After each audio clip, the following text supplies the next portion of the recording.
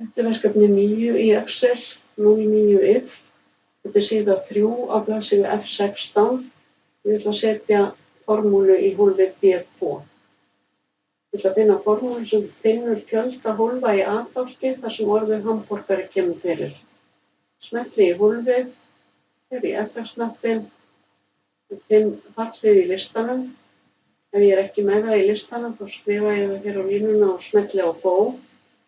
Ég er með það hér, þannig ég segi OK og ég dreg yfir svæðið. Hér ætla ég að skrifa orðið hamborgari.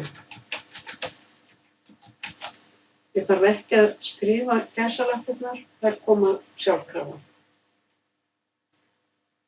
Hér set ég sömu formúlu, það er að segja counter fallið og dreg yfir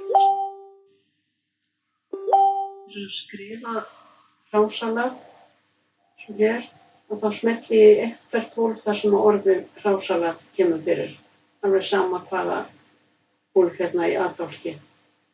Og OK. Ég ætla að vista.